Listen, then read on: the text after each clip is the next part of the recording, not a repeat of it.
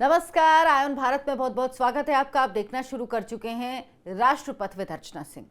जागो दिल्ली जागो, जागो दिल्ली वालों जागो।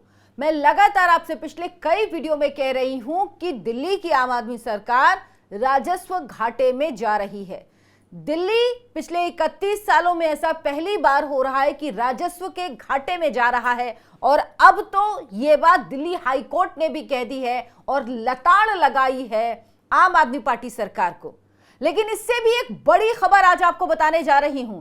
दिल्ली सरकार के पास पैसा खत्म हो गया है। वो 10,000 करोड़ का उधार लेना चाहती है। उसके पास चुनाव लड़ने के लिए भी पैसा नहीं है। सोचिए, इन फ्री वालों ने दिल्ली को कहां पहुंचा दिया।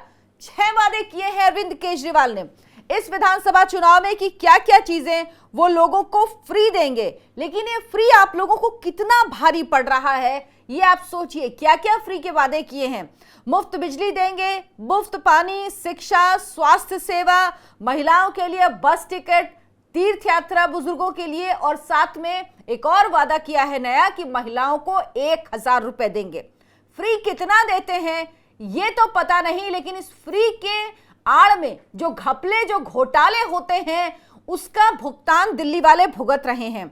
दरअसल दिल्ली गवर्नमेंट जो है फिजिकल डेफिसिट की तरफ बढ़ रही है, और ये पहली बार हो रहा है। मुख्यमंत्री आतिशी ने एक प्रस्ताव में साइन किया है जिसमें 10,000 करोड़ रुपए का लोन लेने की बात कही गई है, जबकि इनके ही वित्त विभाग ने इस पर आपत्ति जताई है। लेकिन इनको कोई फर्क नहीं पड़ता। मैं कहती हूं ना कि सर जी ने दिल्ली को बिल्कुल गड्ढे में डुबो दिया है, और ये उसका जीता जागता उदाहरण है। अब 2025 विधानसभा चुनाव में अगर सर जी की सरकार नहीं आई, कोई और सरकार आई जिसके चांसेस ज्यादा लग रहे हैं, तो वो ये जो फिजिकल डेफिसिट है, ये जो दिल्ली गर्त में गई है, इसकी भरपाई करने में ही कम से कम 10 साल लग जाएंगे उस सरकार को। और फिर ये कहेंगे, विपक्ष में होंगे कि काम नहीं कर रही सरकार। ऐसा गड्ढा खोद रहे हैं अरविंद केजरीवाल कि आने वाली सरकार के लिए सरकार चलाना भी मुश्किल हो जाएगा।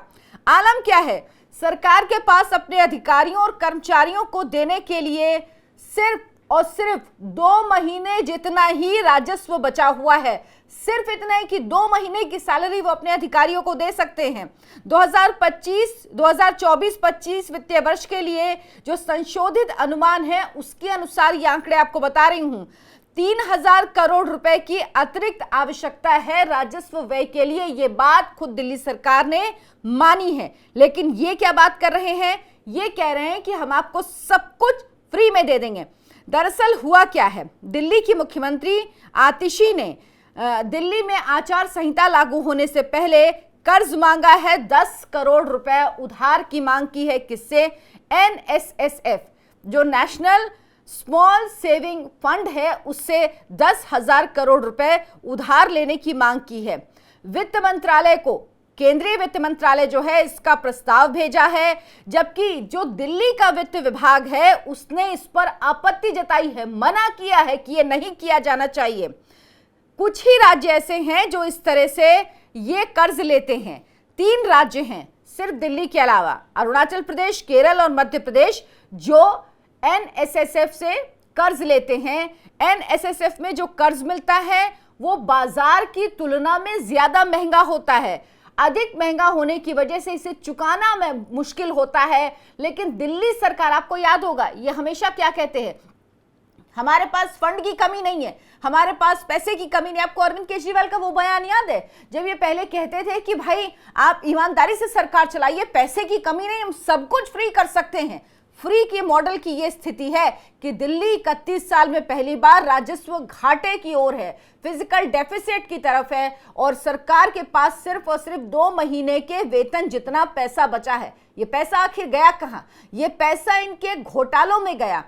जल विभाग घोटाला, शराब घोटाला, शीश महल घोटाला, बस सर्विस घोटाला, स्कूल घोटाला।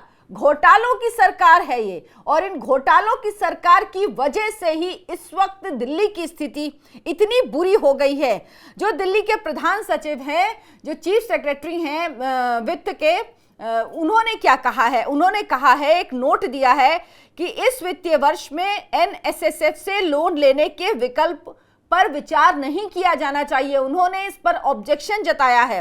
उन्होंने कहा कि ब्याज में अत्यधिक वृद्धि और आदर्श आचार संहिता जो कि लागू हो जाएगी के कारण व्यय में कमी की संभावना को देखते हुए एनएसएसएफ योजना से बाहर निकलने के विकल्प को स्वीकार करने की सिफारिश की जाती है।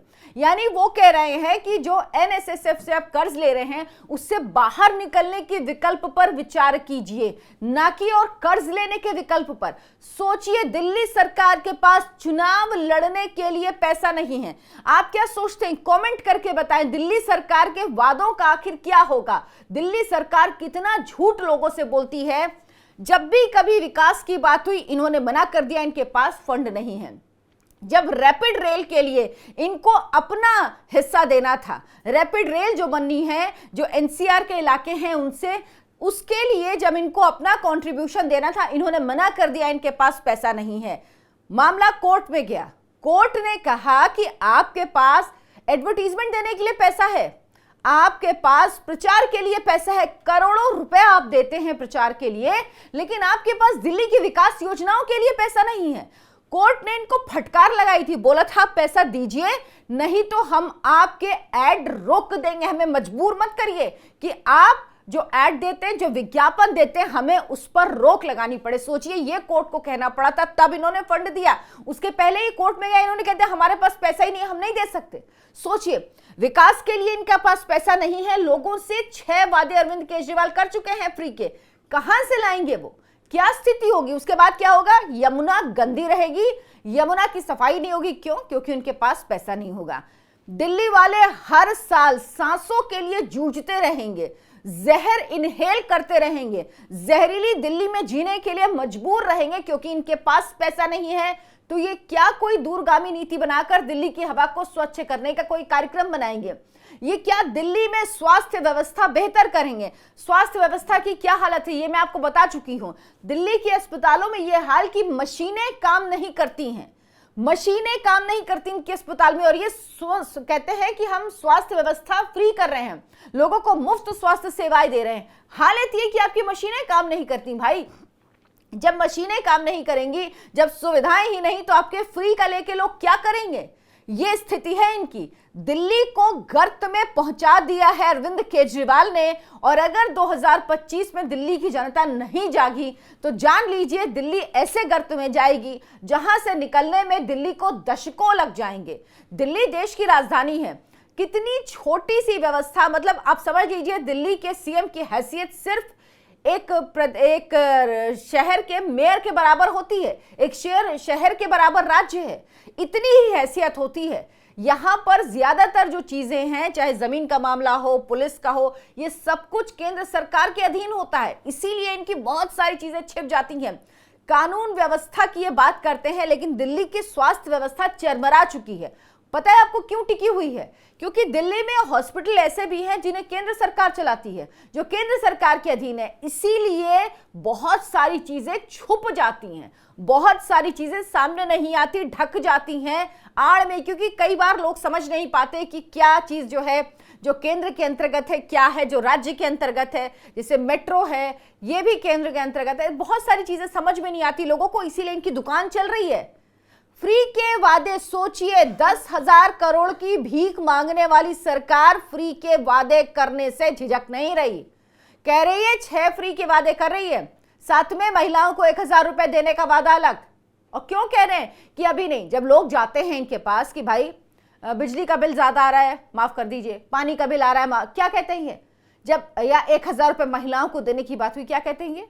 अगली बार देंगे। अगली बार कब देंगे? जब हमारी 2025 में सरकार बना दीजिए, फिर हम देंगे। ये जानते हैं अभी ये दे नहीं सकते। आप सोचिए, जो सरकार चुनाव लड़ने के लिए कह रही हो हमारे पास पैसे नहीं है, फंड नहीं है, सरकार को, केंद्र सरकार के वित्त मंत्रालय को चिट्ठी लिख रही हो, भीख मांग रही हो, लिटरली भीख मांग रही हो, उसके पास फ्री की सेवाएं देने के लिए, लोगों को बरगलाने के लिए, लोगों को बेवकूफ बनाने के लिए इनके पास तंत्र है, लेकिन काम करने के लिए इनके पास तंत्र नहीं है। इनके ना लोग काम करते हैं, क्या करते हैं, सिर्फ शराब घोटाला करते हैं। सर जी अपना बढ़िया सा बनाते हैं, शीश महल बनाते हैं, कमोड लेके भाग जाते हैं, कमोड चोरी करके भाग जाते हैं। आतिशी नाटक नौटंकी करती हैं। जब मुख्यमंत्री दिल्ली की बनाई जाती हैं उसके बाद वो शीश महल में शिफ्ट हो जाती हैं ताकि कहीं सर जी की सारी चीजें सब लोग देख ना लें, इसीलिए दौड़ भाग के भाभी जी पहले चाबी देती हैं, फिर लेती हैं पीडब्ल्यूडी के अधिकारी को। सारा कुछ नाटक रचा जाता है और अनऑथराइज तरीके से आतिशी चली जाती हैं शीश महल में। उसके बाद फिर उन्हें बाहर जाना पड़ता है, फिर उसके बाद ऑथराइज तरीके से उनकी एंट्री कराई जाती है, जो एक तरीका है, जो एक तंत्र बना हुआ है, उस आधार पर उनकी वहां पे एंट्री होती है। ये सब कुछ ये लोग इन नाटक करने में नंबर 1 है। अरविंद केजरीवाल की स्थिति यह है कि उन्हें लगा था कि अगर वो मुख्यमंत्री का पद नहीं छोड़ेंगे तो जनता एक वोट नहीं देगी।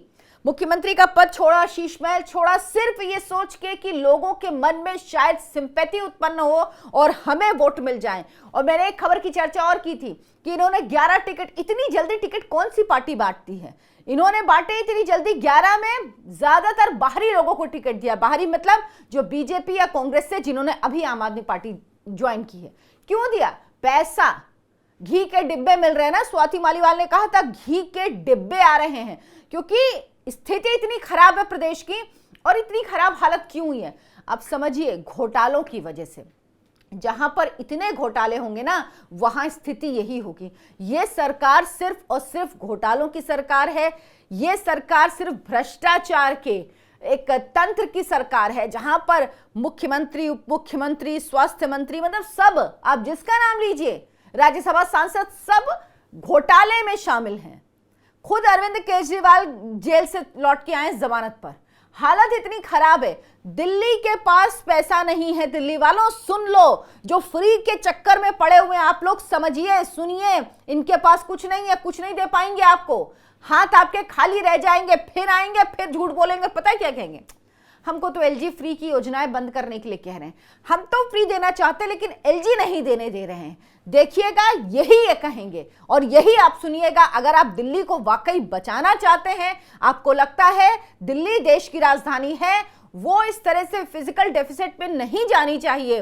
दिल्ली के लोगों को उनका अधिकार मिलना चाहिए। दिल्ली में विकास की योजनाएं सुचारू रूप से चलनी चाहिए। दिल्ली के लोगों की जो समस्याएं हैं उन पर काम होना चाहिए। तो जब वोट देने जाएं तो एक बार सोचिएगा जरूर कि आप किसको वोट दे रहे हैं और किन मुद्दों पर वोट दे रहे हैं, क्योंकि लोकतंत्र में जनता की ताकत ही सबसे बड़ी ताकत होती है।